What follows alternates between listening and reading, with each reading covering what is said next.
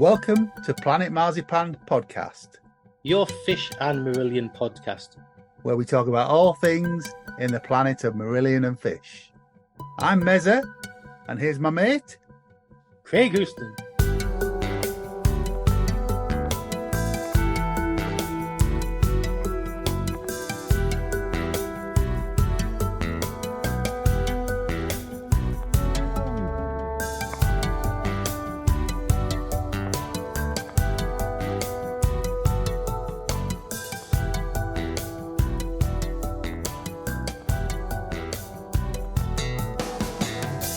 Hello, and welcome to Planet Marzipan. I'm Mezza, I'm here with my good friend. Craig. Oh, it's F.E.A.R back. She hasn't been around for a while, has she? Oh, you put the back. Oh, yeah, it's F.E.A.R, look. F.E.A.R's back. F.E.A.R Gooston. And we have guests this evening. We have returning James Levey. Evening, fay everyone and run. F.E.A.R, that's for a game of dominoes. And welcome back, Mike Barton. Good evening. And we have a newbie. We're treating you to a newbie. Now, this fellow, we've asked him 2 or 3 times to come on, and he's been washing his hair and all sorts of excuses. Putting his makeup on. But we're finally welcoming Darren Moore to the podcast. Evening, gentlemen. Thank you very much for the invite. Hello, Darren. Welcome. So, what are we going to talk about tonight? You've seen from the title of the episode, so why am I dragging it out? This is, we're going to discuss F.E.A.R, which is popularly known as Fuck Everyone and Run. Swearies. Oh, that's your explicit tag already. More on that in a minute. As usual, I'll open the episode with the Wikipedia entry for F.E.A.R. So, fuck everyone and run. Yeah. Start again. Already. Fuck everyone and run. F.E.A.R. is the 18th studio album by British neo-prog band Marillion, released in 2016. As with many of their recent recordings, Marillion, who are widely considered crowdfunding pioneers, turned to their fans to finance the new album. This time, the group decided to join online direct-to-fan music platform Pledge Music in order to expand their management and customer service possibilities. The pre-order campaign was launched on the 1st of September 2015, and by the 6th of October, fans from 67 countries pledged to buy the album. The money received enabled Marillion to tour across South America in May 2016 and North America in October 2016. The album was recorded between 2014 and 2016 at the group's own Racket Club studios in Buckinghamshire, as well as Peter Gabriel's Real World Studios in Wiltshire, where Marillion spent a week at the end of winter 2016. On the 7th of April 2016, the band revealed the cover art and announced the title as Fuck Everyone and Run. So this album was released on the 23rd of September 2016. How old were you, Craig? I was the sprightly young age of 44. Woo! Hey, that's the best yet, isn't it? Hashtag past it. Yeah. Wow. But before we go into F.E.A.R, we need to ask Darren how he first got into Marillion. Right, okay. So I was 14 at the time. So this is 1984. And a good friend of mine, school friend, Tony, was in Preston. We were in town shopping and looking around record stores. And at that time, I wasn't into prog, metal, anything like that. My record collection and listening habits were things like Duran Duran, Wham, Human League, mainly anything that's on a early 80s Now compilation. That was pretty much what I listened to. He bought F.E.A.R on vinyl, and we got back to his house, and I was fascinated by the artwork. I'd never seen anything like it. Still very distinctive, Mark Wilkinson's artwork, and big gatefold. So I'm looking through this, and you know, most covers of albums of that time were mainly the band. You know, you think of Duran Duran's albums or Wham or Spandau Ballet or anybody like that. It was just, you know, guys on the cover. So I'm just absorbing all this artwork. Amazing. So the first track I ever heard by Marillion was Assassin, because he put it on his record deck. We listened to the album all the way through. It's obviously got She Chameleon on there, so a lot of fucks going on again. Um, so I'm like, as a 14-year-old at that time, I'm thinking this is totally unlike anything I've ever heard. So then he lent me Script on cassette, and I went back home and played that non-stop. Then the week after, we went back in town. I bought Script and bought Fugazi, but we were at that point where I'd never been to a gig at this point ever in my life. And I'm saying we need to go and watch these guys. We need to go and watch them. So because it was late, it was after Fugazi had come out. It was late 1984. This, so we've missed Reel to Reel tour. Yeah. So I said, right, next time these guys tour, we have to go and see him at a gig. So the first gig I ever went to, actually, it was the second gig I ever went to, but the first Marillion gig I ever went to was Birmingham NEC, 1985, December 19th, I think it was. Yeah. We bought tickets from Andy's Records in Preston, which also give you coach transport. So we jumped on the bus, went to the NEC. It was my second ever gig. My first gig, as some of you know, was Live Aid, which was a completely different experience. So this is 5 months after that. And then the whole thing just got me into music. I went to various gigs after that. But yeah, that's how I got into Marillion. Brilliant. What a So gig to start with. what, the misplaced Live Aid or Well, misplaced yeah, John? both. Live Aid and then misplacing your first Yeah. Marine. Honestly, I mean, Live Aid kind of it was just such a big thing that I still can't actually quite take it all in. I'd never seen anything like it. But Marillion at the NEC just completely blew me away because I've been listening to these guys. Kaylee came out May 85, wasn't it? So when that came out, I'm like, right, we've got new music. These guys are doing something else. I wasn't really following fan clubs or anything like that. I just was waiting for the next album to come out. And then it just it shot up the charts, and I'd gone from nobody knowing who these people were, apart from my mate, obviously. I didn't know anybody else who was into Brilliant, to them being number two in the charts. And I'm like, okay, these are these guys. This is weird. Then on the back of that, I bought the album on release day, which was it June, August, June, wasn't it? Yeah. So then, yeah, we were just waiting for tour dates, and that's how it happened. So, Fantastic. We may have been on the same coach, Darren. well, quite possibly. Andy's we used to run from Preston bus station and then go via various stops on the way.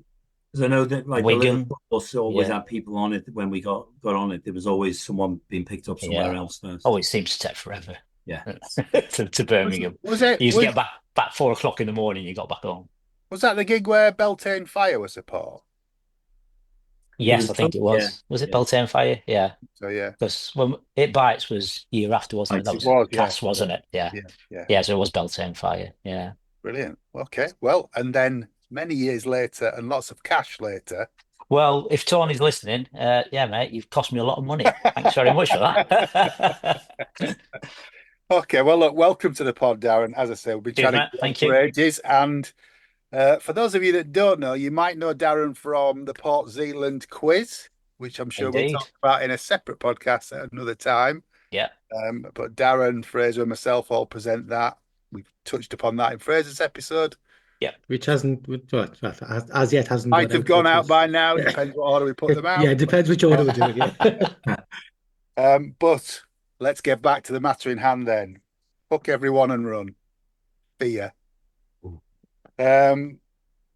Just any overarching feelings about this album before we get stuck into the meat of it, James? For the most part, I think I really like it. Lyrically, I think it's a prophetic album that's got more, when having another listen to it today, you listen to some of H's lyrics and it gets more relevant as it goes. I think, and we'll get into this, I think especially now Before It's Dark's come out since, I think it's sort of paled my enjoyment a little bit for the album because it is a little bit slow. Well, it's not a little bit, it's a lot slower. Now Before It's Dark, and I think when you're used to seeing the songs live as well, which we'll talk about later, when you come back to the album, it feels a bit slower paced, put it that way. Yeah, okay. Yeah. Mike? It felt like a long time coming after Sounds. Yeah. Yeah. And I don't know, it felt large and big when it came out, when first hearing it, but almost a bit like, what the fuck? At the same time, which I know you're going to go into. Well, we all discuss it. I think it's a fairly popular view, you know. It's one of them. It doesn't get a lot of play. I must admit, I said to you before we came on, I listened probably for the first time in about 3 years to the album in its entirety. And you forget that the Levers is in the middle because we're so used to getting that somewhere else. You know, somewhere else, obviously. We're getting that at the end. The standout track for me is still the Levers and White Paper. Yeah. Oh. Darren? Yeah, so again, a bit like Mike, doesn't get regular play. I've heard most of the songs have been live. But on the drive down from Cheltenham today, stuck it on, listened to it. The tracks that I didn't originally enjoy, I still don't enjoy. So we'll come to that. The track that I loved the first time, I still love and think it's amazing, which I think you're not a fan of. So We're it's going to great. talk about it very shortly. Yeah. I mean, it really divides people. I was in a very weird place at the time, which probably doesn't take my opinion of it. It kind of solidifies a lot of feelings around that time. I enjoyed it. When I listened to it again, I thought actually, yeah, it's not a bad album. But there's some bits about it which do grate on me a little bit. So we'll get to them. It's a dense album, isn't it? Yeah. Very dense sounding album as well. Yeah. Go on then, Craig. At the time, I mean, it was quite a interesting period of my life, because it was just me and Sarah had only got married the month before it came out, and I was really, really, really looking forward to the album, and for me it was a disappointment, and I've got a very, very love-hate relationship with the album in respect of there's some songs and some pieces of songs on this which I think are some of the best, but as a whole the album doesn't do it for me that much, and it's not something I go back to a lot. And I know it's funny because it really does split the fan base, this, because I mean there's so many people that we've seen will mention it. It's either by far one of their favorite albums or by far one of their least favorite albums, and I think it's one that really, really splits them. And there's so many people who said with it when this album came out, you know, it's one of the career highs and it's such a high point for them. And I get it, but I don't get it. But I think it was that bit we saw them go into. It was a different setup. It was different venues they were going into with this album. It became more the theatre based. So that was the shift in that it was this big wall of music, and as James says, very dense. Or we were sat down. Not for all, because on this tour there was a lot of standing shows, but it was that trajectory of they were coming out of some of them clubs and into the bigger venues. I think a bit like Marbles, as a fan base, we all got behind it. Yeah. There was a lot of, because of the pledge music and everything leading up to it, and leaking, as we'll talk about, not leaking, releasing New Kings as an initial track, download. By the time it arrived, we all really wanted it to do well. I just want to say one other thing before we talk about the music. Contrary to what I'm about to say in the next 2 hours, I am a fan of Marillion. Okay. At this point, we're going to advertise for a new host for Planet Marzipan. So email in. No. Anyway, Planet Marzipan podcast at gmail.com. Put the headline new host. What Mike just said, though, I mean, it was the era of the first Albert Hall gig, which I'm sure we'll get to. And like you said, the trajectory of the band at that point has kind of gone a bit stratospheric, hasn't it? They're playing in venues now that we never dreamed they'd be playing on. Especially Mm. when you look back at the period of kind of radiation and .com and Yeah, because you've got university tours, and suddenly they're doing Royal Albert Hall. It's like, and whoa, the where did that Palladium come as well from? on this tour as well. Palladium, yeah. Which again, it confused me because I think especially the likes of Marbles and Sounds That Can't Be Made, to me personally, are much better albums and more accessible albums. So why did they not hit as big as what this one did? And I think it's just all probably to do with timing more than anything else. Well, I I was think about to say, we'll talk about it Mm. when we talk about the levers. We'll talk about the whole levers remainers and the timing of everything. Yeah. That all fed into it, I'm sure. Yeah. But anyway, Yeah. I can't put it off any longer. Track Go on, one. John. Track one. Your favorite? I'm not talking about it first. You guys are talking about it first. El Dorado. what, Long Shadowed Sun? Go on, Darren. My favorite track on the album. Loved it then, still love it now. Think it's absolutely superb. Whether it's my opinion because of that point in time, it was the first track I heard off the album, and that's literally just stuck in my head. I don't know. We had a quick discussion, Mike, as to whether we're allowed to say when No, we I first did. I heard. did ask. So Darren was sofa surfing in my house. Yeah. Yeah. And we got invited over to Guy's for a curry. And we had permission. Guy got permission, and we did listen to this 2 weeks before release. Right. So Guy's got a really good sound system. It's an old, antiquated sound system, but it's bloody good sound. Proper valve amps and all that. Yeah, malarkey. we sat there in silence and just listened to this, and we were like, "Oh, me."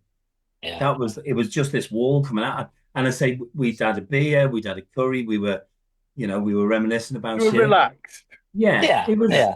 it was a good night. Yeah.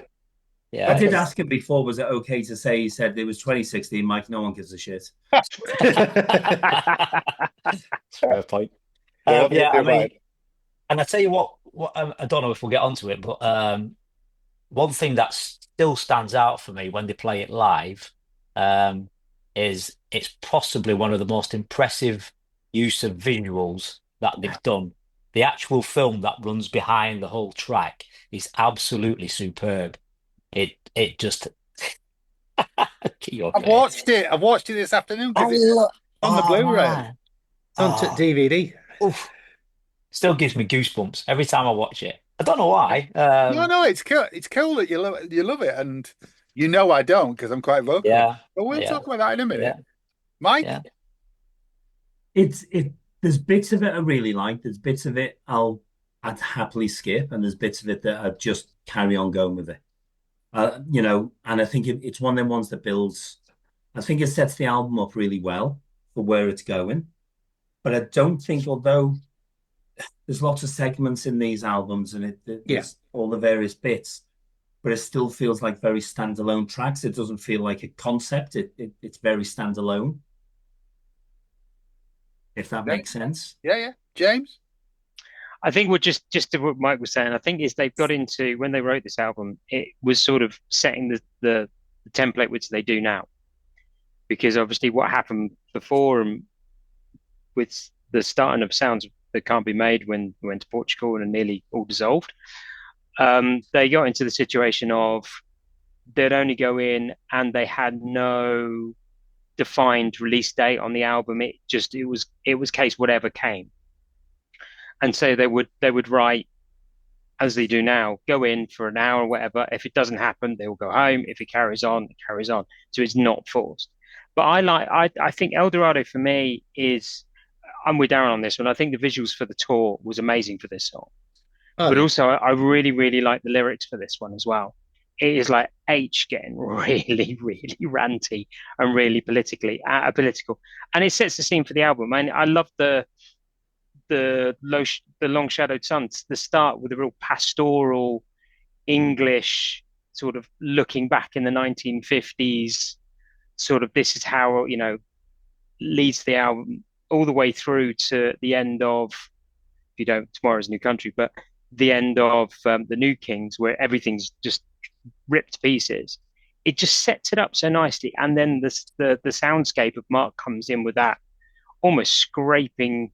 I don't know how to describe it, but that keyboard Oh, part you mean, yeah. coming, and then Pete's bass, and it just builds and builds and builds. So for me, it's a really good open. I really do enjoy it. Am I right in saying that, James, and you'll probably know this as the archivist. I'm sure I remember H saying that originally the track starts with "Come to Break the Heavy Weather," Yeah. Yes. and he then said that makes no sense. It needs something before it. Yeah, the jam that started that whole El Dorado part was really that keyboardy thing. And Yeah, H was just rambling over the top of it as he does, trying to form some words and thing. And when Mike started putting the track together, that's where it started. right. And so when they went down to Real World, it was like, it can't start like this. It doesn't, it starts mid-sentence. I think it's even mid-sentence. He said, Rothers talks about it in the documentary. yeah. Talks about Right, yeah. proposing that piece just for that track. Yeah.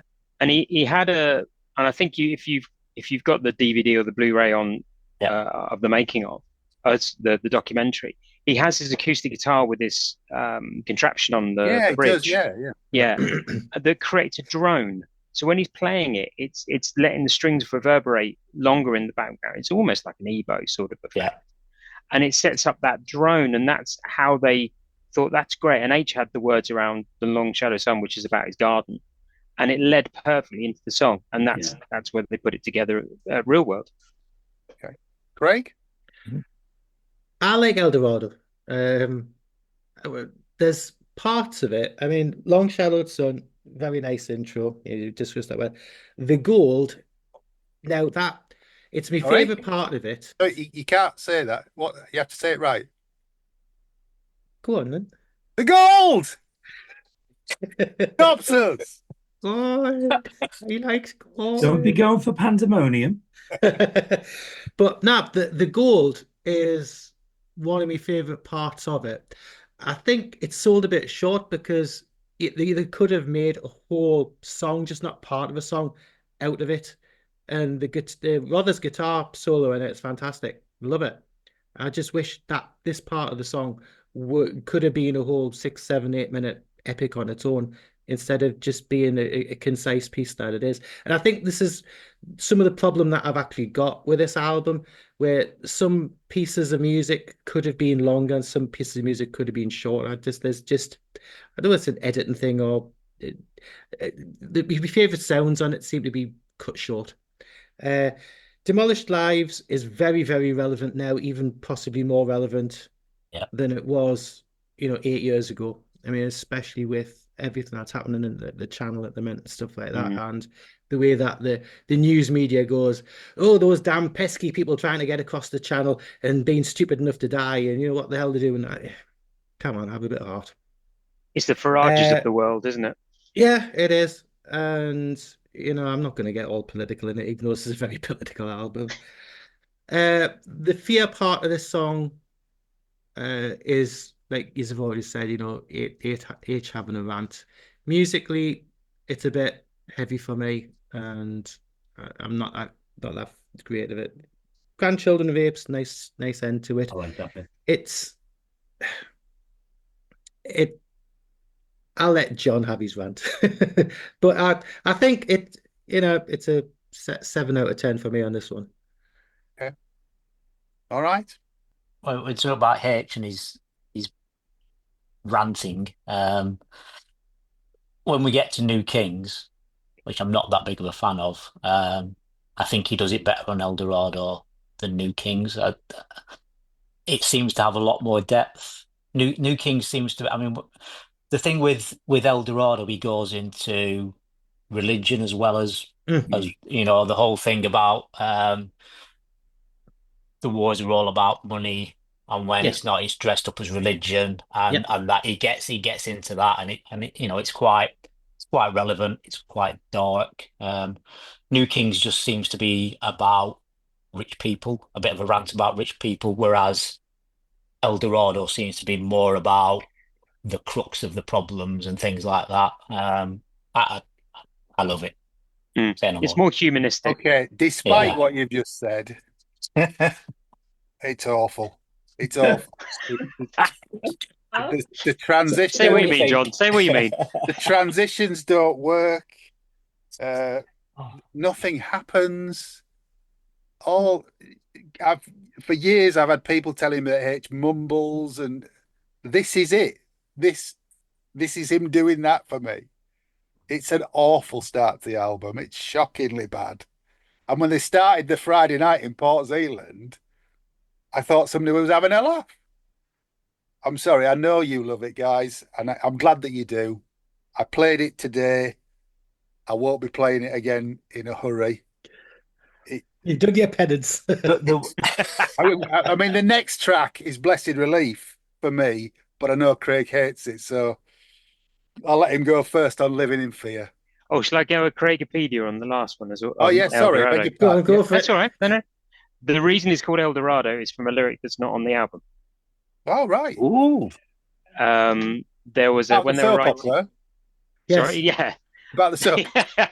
Yeah, it was a whole rant about the BBC cancelling it too early. Yeah. Yes, it was. There was a lyric when he again, it comes back to starting the lyric early from in the part of the second part of the song. There was a lyric that says all roads lead to El Dorado, but El Dorado doesn't exist. And that was on quite a few of the jams, but it didn't make the final cut. And that's why it's called El Dorado. Well, maybe he'll do a Strange Engine down the line with the orchestra and stick the extra 2 lines back in. Yeah. Can't wait for that. Oh, you'd love it. Go on then, Living in Fear, Craig. I hate this song. I just do. I think it's a mess. It's an absolute mess of a song. It's like somebody's got into a tin cupboard and it's all fell out and it's banging clattered all over the place. I've never liked it. I've absolutely never liked it. I get H's sentiment with it about trust and, having an open heart and all this kind of stuff. But musically and everything, it just doesn't do anything for me.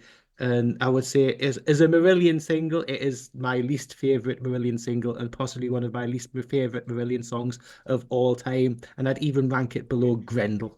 Oh my gosh. Wow. I hate it. I think you need 2 new presenters. I was about to say we need 2 presenters. Yeah. How dare he say that about me and then do that, though? Killed after a year. I love the artwork for this. It was a great year, but thanks. I love the backdrop and the visuals. It's very Beatles-esque, obviously, the song. A little bit, yeah. Yeah, but I thought it was quite relevant to where it was. I thought it fitted okay with the album, where, again, standalone track. I like it. I'm not quite sure about the apple pie cooling on the windowsill bit. Oh, that's quite a nice metaphor. I like that. I like the rest of it. I do like this one, and I would actually play this. I would skip some songs and play this one. Sorry, Craig. You don't have to apologize to me. Even wearing the bloody t-shirt. Yeah, I was about to say you are. Yeah. I think I like it as a song, but I think it's probably my weakest from the album. Compared to the others, and I guess it is a bit of a light relief and things like that, and I can understand the sentiment, yes, and I also get the Beatley stuff, because isn't it on the video something Lennon appears in the background, sort of the psychedelic stuff again. In the yeah, and I think when I first had the album, this was one of the accessible tracks, and I sort of liked it. And again, it's good live. I like it live, but I think when I'm going back to play the album again, it's sort of one you think, yeah, I like it, but there's other tracks on the album I like a lot more. Okay. Darren? Do you not just think the chorus for it is just clumsy and doesn't flow? Move on, Craig, move on. Just Darren? What do you say? Darren? It's imagined but not done as well, basically. Yeah. It should have went better live. Much better, but it's I think I know where he's coming from. I do have a bit of an issue sometimes with H and it's not a perceived naivety, but the whole thing of if we hadn't have done this, everything would have been so much better. And it's not quite that simple, is it? As somebody once told him. I don't know. It's a good sing-along. Wasn't it released as a single? It was, yeah. Yeah. It came out as a special edition, 12-inch. It's special mix that goes into a live bit. Yeah, At it's the a end. live. There's a live edit, Oh, it's the live ending, isn't it? Yeah. Yeah. and it's got Yeah. levers on it. Levers live, Neverland from Size Matters, and Dryland from Whole Days in Eden live. Yeah. Yeah. Yeah. I mean, I can understand why, because it's probably the only accessible track on the Oh, album you for you to could do release something off like this that. into it. Yeah. Mm. It's when I hear it live, it kind of washes over me, and we have a bit of a sing along at the end. Lyrically, I think it's a bit wishy-washy. I don't know. I'm with Craig on it, to be honest. Well, I'm again, as I was on the last track, totally opposite to that. Great song. These are the sort of H lyrics that I can really relate to, and that's what he stands for me. Mm. I thought the single was a nice idea with a live bit on the end. Yeah. And it is the fact that it follows bloody El Dorado. It's finally a tune, and it's something to get into for me. When I play this album, it starts here. Came late in the sessions. Did it? Yeah, they Okay. had a working title of Melt Our Guns, and it was only renamed when the album got its title. Oh, okay. And it was, I think, inspired by H seeing one of his neighbors had a key in the outside door, and that's where it came from. Yeah, again, he talks about that in the documentary. Yeah. Yeah.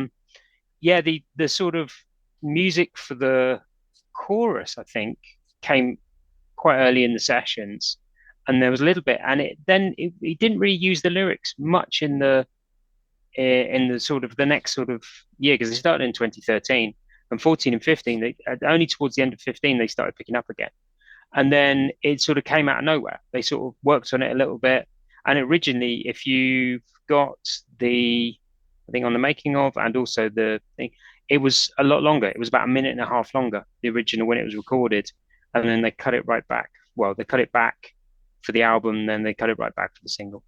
Okay. He's done this. I don't know whether he's actually done it in the gig. I've definitely heard him sound check it, but he's done it as spoken word.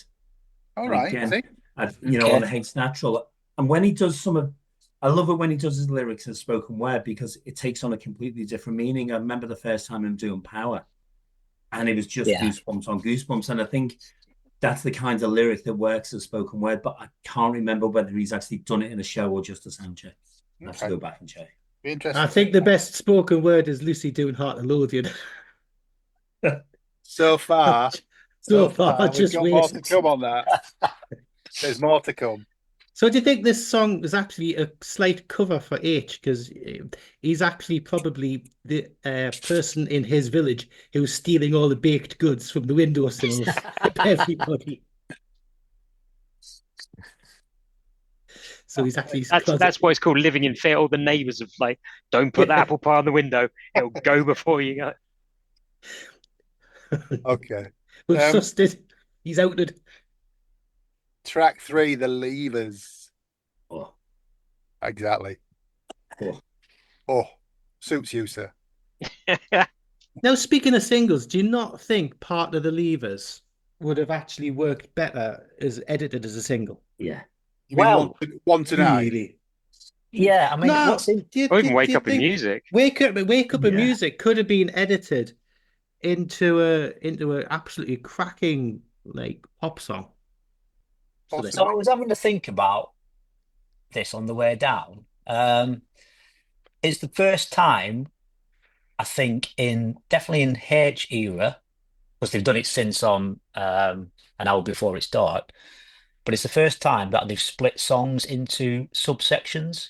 Yes. So you look at Gaza, which is 18 minutes long, but it's just Gaza. Yeah. Yeah, it's not in subsections. Yeah. TSE could be in subsections, but it isn't.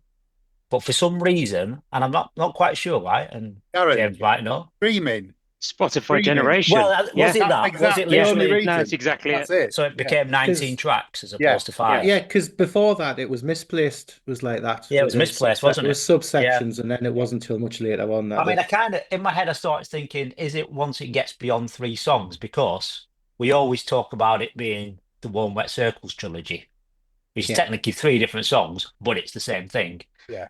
What they did clever with that is you could split the middle section out and make it a single. Yeah. Yeah, well, This Town trilogy. Again, it's 3 separate songs, but they're called 3 separate items. Whereas, why did they start doing this again with An Hour Before It's Dark? But what is interesting is they do use part 5, don't they? It's not just an excerpt of the Levers; it's become its own independent track. Yeah. It uses an encore, particularly. Yeah, Yeah. And you have the section of the Levers versus One Tonight. You've almost got the two of them put together. yeah. I think it's purely revenue from streaming, Darren. I mean, it's a absolute nightmare when you're trying to program it on your music library. I'm sure. I was thinking about it again. I was thinking about this the last couple of years. Did we not, if we ordered the deluxe box, did we not get a download? We did. Yeah. Yeah. It was just single tracks, wasn't it? Yes. Yeah. we did. And then there was a lot of people complaining on social media that they weren't in order when they put them into the thing, and they're all playing randomly. Yeah. So Okay. yeah. But anyway, back to the music, the Levers.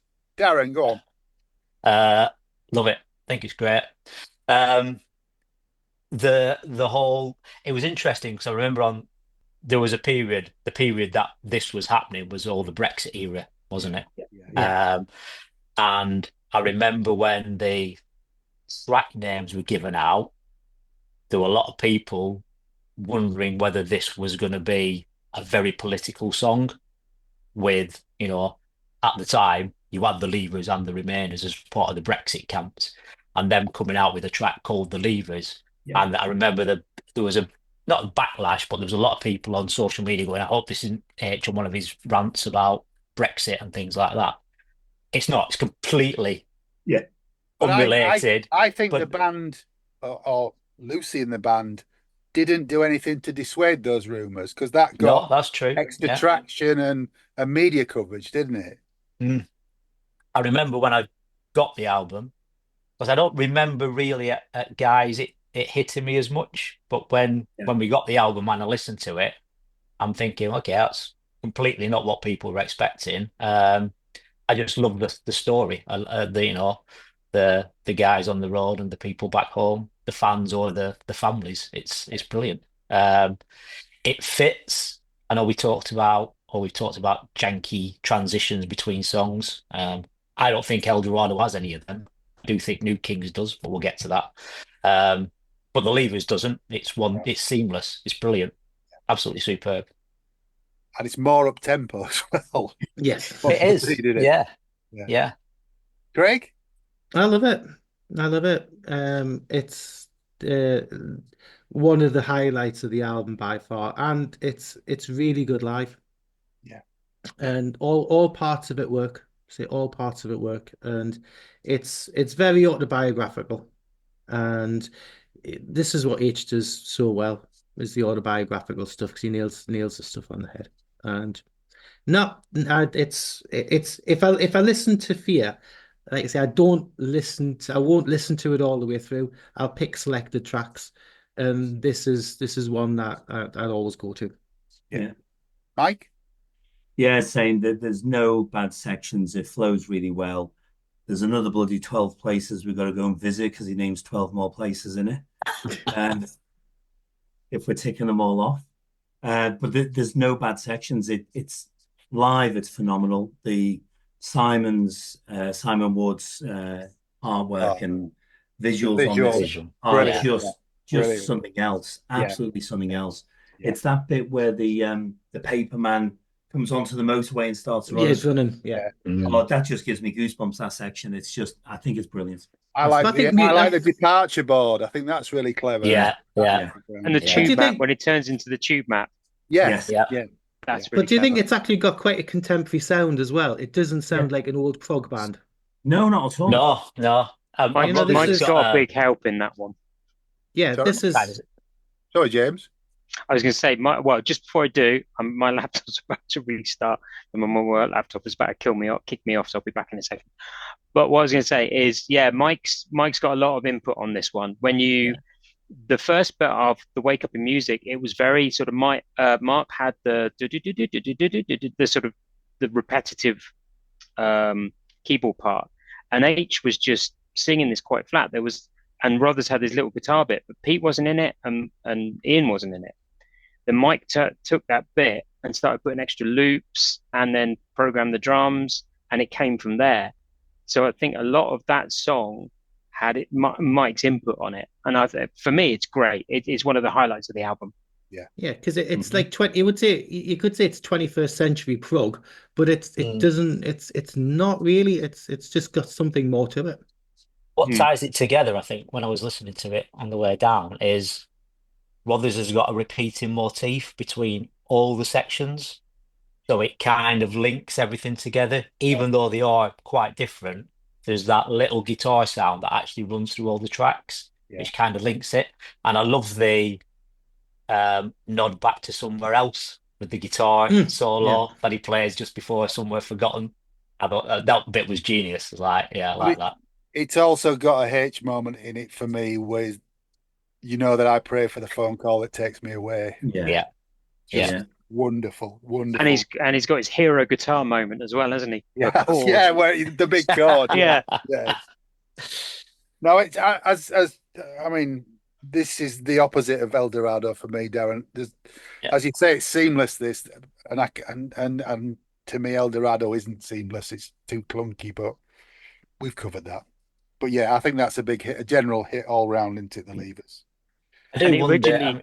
Sorry, go on, Dan. Well, I would just say I do. I've had a couple of conversations with people, but I always think it must be quite hard for the wives and family who are in the audience listening to it, because one of those verses is very, very hard hitting, isn't it? Yeah. And I was, one person said that's it, that's how it is. We understand that, we're married to them, that's how they live. Yeah. But yeah, you kind of think, oof. After all this time, they've got to, you either accept it or you don't, do you? Yeah. Okay, well, James has temporarily left us. He's got a power problem. Come back, James. Come back. I think he said his work laptop was having a reboot. Let's move on to White Paper. Craig? My favorite song on the album. Oh.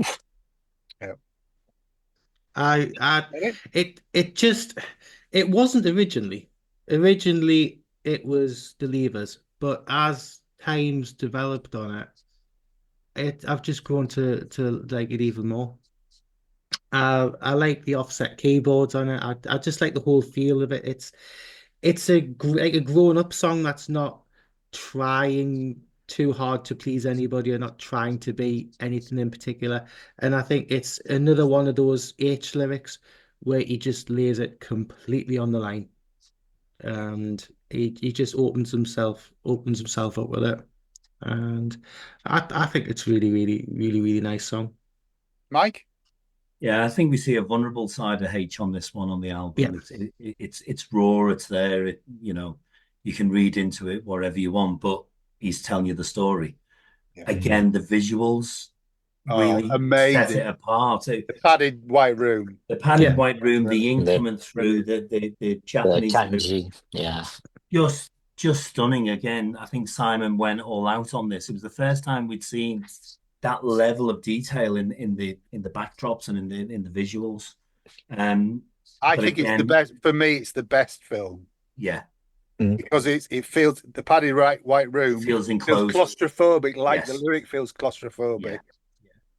But I think when H has got lots of lyrics that make him vulnerable, but I think his vulnerability is endearing, and I'm not just saying that. I think it pulls you in. It absolutely pulls you into it.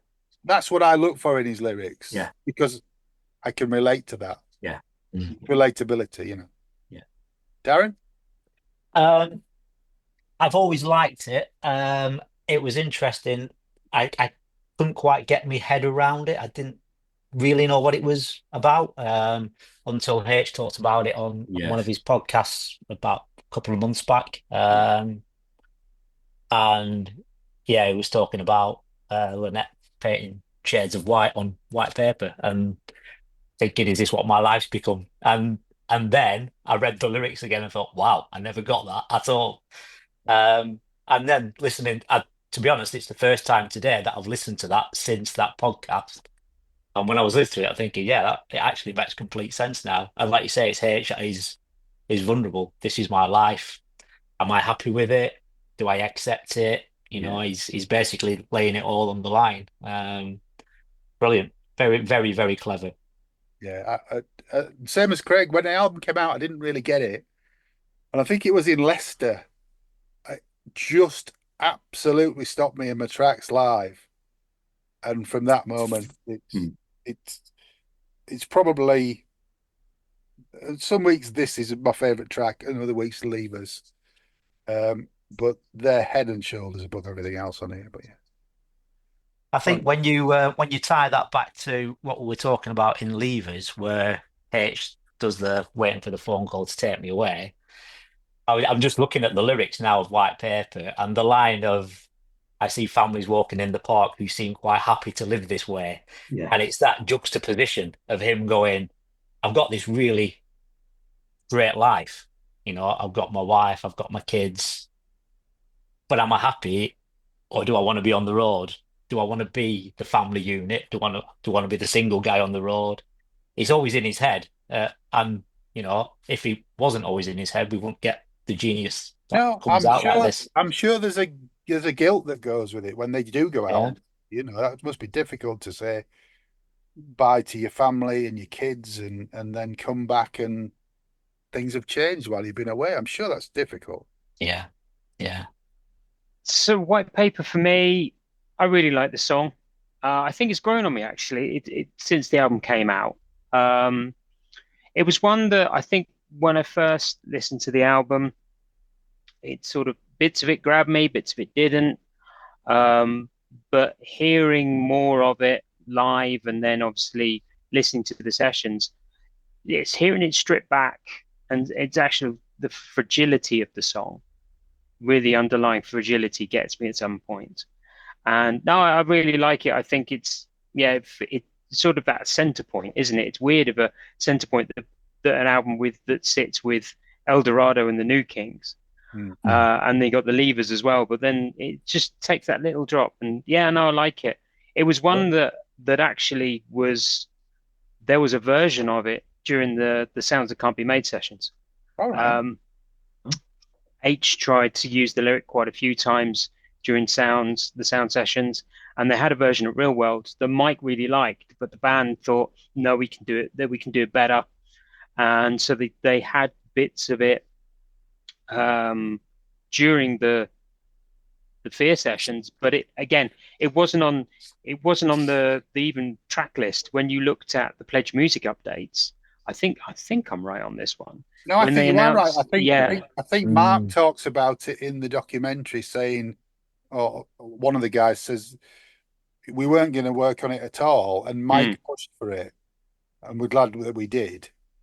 Yeah, I think when they got to Real World in 2016, it was at a point where they had a lot of the songs in sections, and they used it to really polish the album together and wrote, as you say, you know, Long Shadow Sun, as we mentioned before, but also I'd say White Paper, and it came together really, really quickly. And yeah, I think it's become it's really nice live. It's sort of one I liked hearing. Yeah, we talked about the screen media for this one. Absolutely amazing. I like James's description of the fragility of it. We were talking about the vulnerability, but actually I think the fragilities captures that far better. Okay. Thank you very much. Cool. Welcome back. Thank you. Track 5, The New Kings. Darren, go on. My least favorite track on the album still is when I listened to it earlier. I don't know whether it was because it was released before as this is what to expect on the new album. Yeah. I wasn't enamored by the lyrics. I felt it was very cut and paste.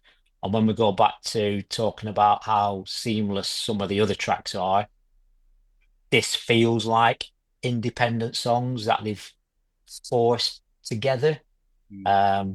There's the bit that still jars me, I think. Is it after? I think it's just before A Scary Sky, and the whole thing just seems to stop. It does stop. There's a silence. Yeah. But it just feels like Why you could have blended it together somehow, unless it's a deliberate choice. And if it is a deliberate choice, then fair enough. But to me, it doesn't work. It just really joys, even more so live. Don't know. And I think the lyrics again are a bit. I can see where he's going. It's the oligarch thing. There's some people with far too much money. There's some people with not enough money. It it comes across as a bit of a whinge sometimes, as opposed to anything else. Like I say, El Dorado seems a lot more grounded in its rant, in that it's about the bigger picture.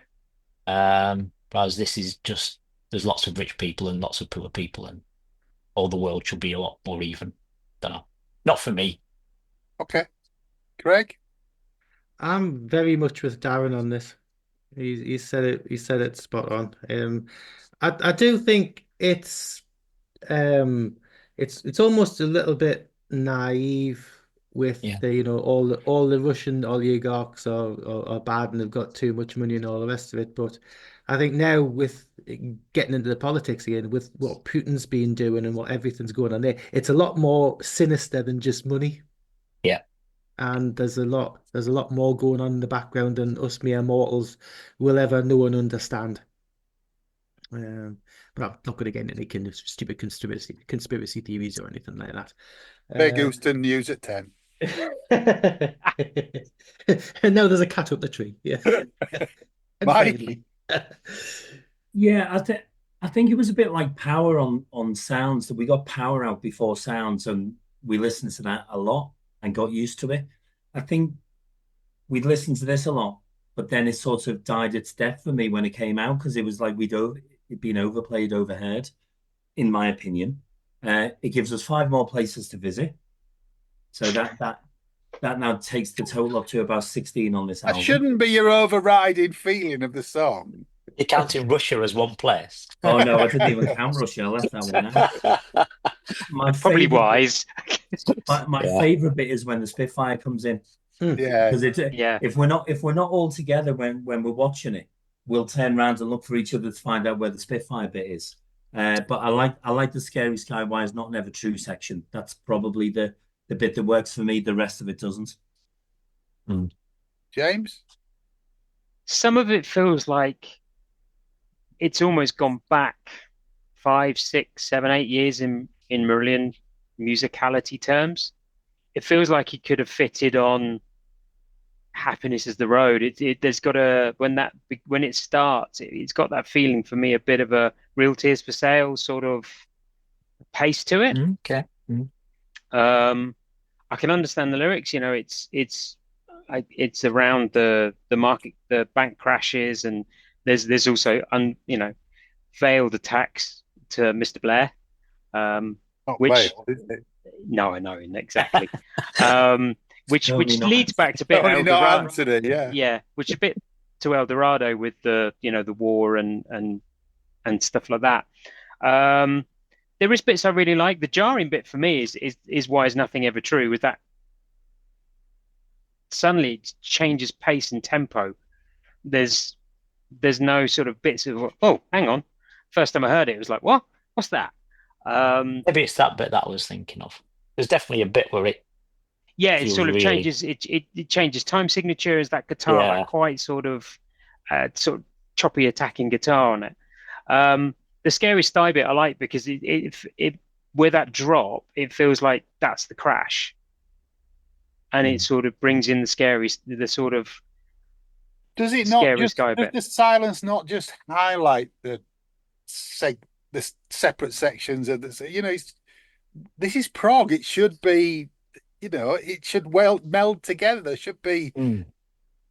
There is a bit of I between, think, you you can see the joins more on this song than any other on the album. It does. It feels like, East. and I know people have criticised Mike for the cut and paste type approach, but on this track, it feels more like it than anywhere else that recently.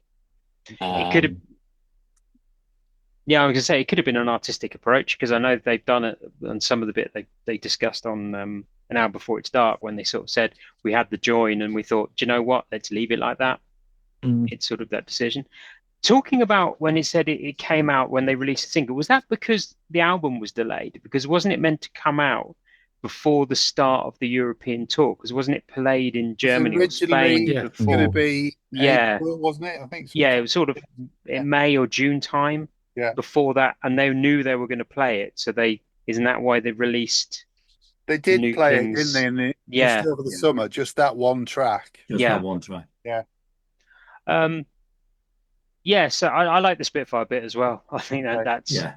and I that lyric's been knocking around for years. You could see the sort of New Kings bit again feels like it's a continuation of at some points of the previous album with H is getting more, the Make Poverty History stuff and things like that. You can see where that's developed his thinking and the lyrical approach. Yeah.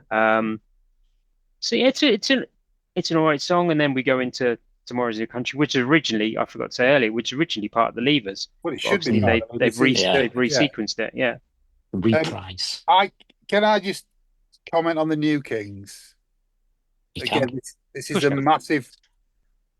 I think this colours my view of the entire album.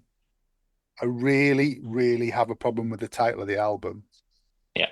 It will never be "Fuck Everyone and Run." To me, it's "Fear," because "Fuck Everyone and Run" is not a Marillion title in my head. It just doesn't work. And all that stuff. I mean, I'm going to read a H quote here because he claims because he sings it quietly, it means, Makes me cry. yeah, it shouldn't be there. It just shouldn't be there. The music's all right. It's more interesting than El Dorado for me. But I'll never, ever in my life stand at a Marillion gig and sing "Fuck Everyone and Run." I never have done. I never will do. And yet, those of you that stand near me in a gig know I sing everything else that they do. But I'll never sing this lyric because I don't like it. It's because you can't get high enough. Well, nipple clamps and vices might get me Squeezing up there, balls. but I'm but going to that read piece of it. music that came quite early on in the sound session. That whole piano part and that high vocal lyric. H just sang it once in a sort of a jam or something.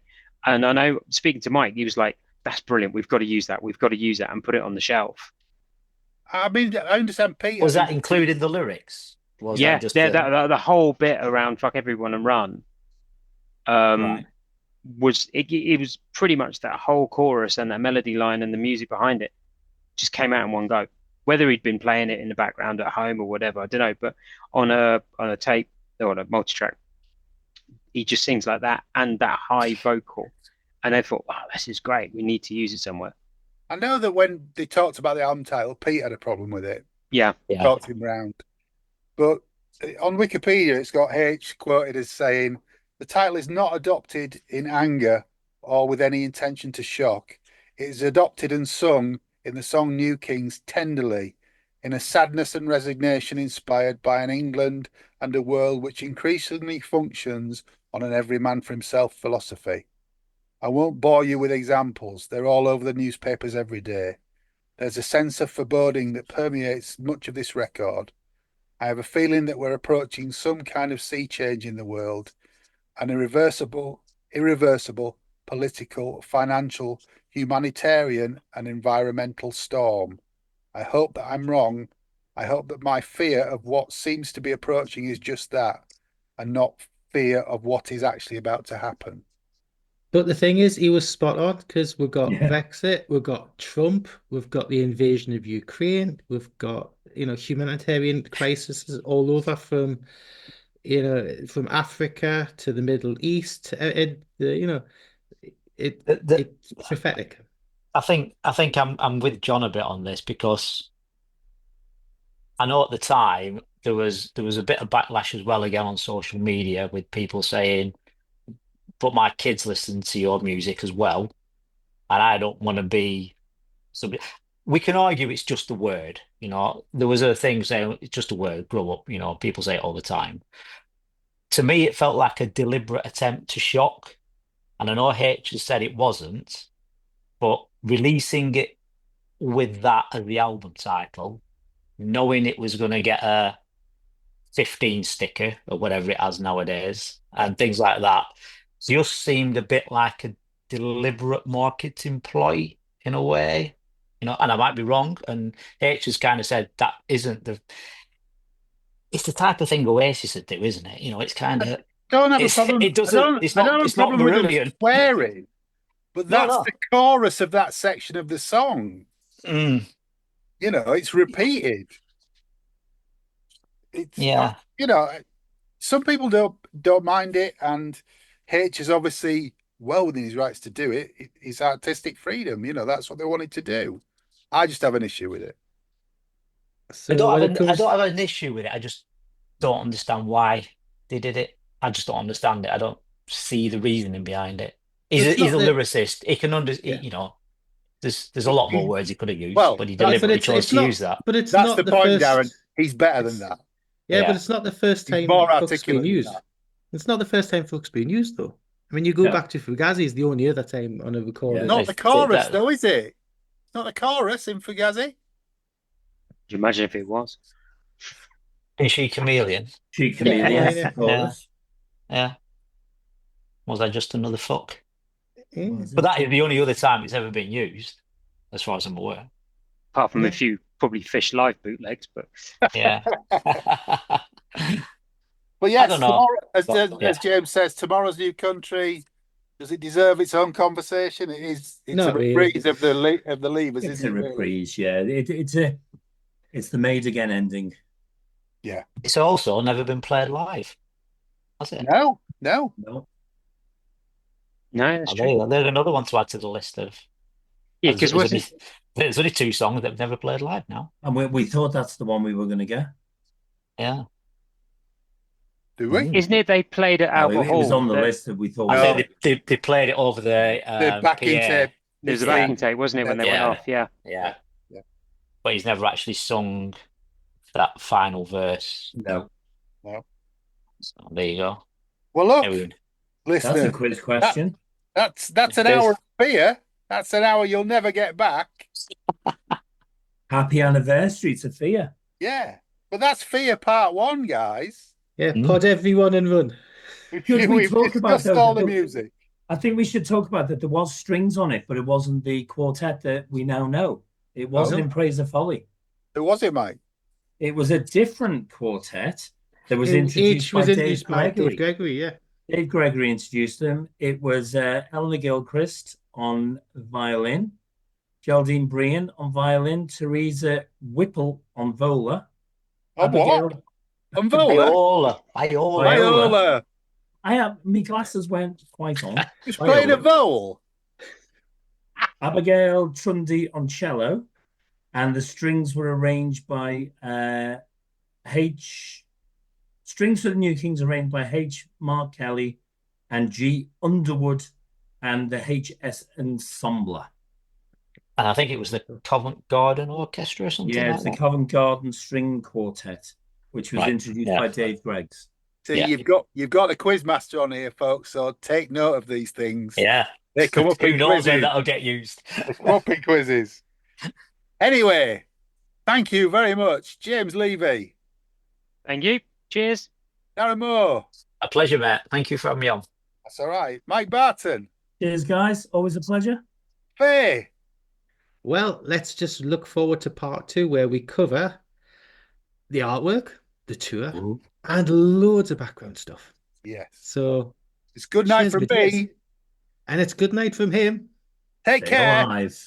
Stay alive. Look, the timing's all out. Bye. Yay. Thanks for listening to Planet Marzipan Podcast. Please like and subscribe from whichever platform you get your podcasts from. You can contact us at planetmarzipanpodcast@gmail.com and check out marillion.com, fishmusic.scot or fishmusic.eu for all the good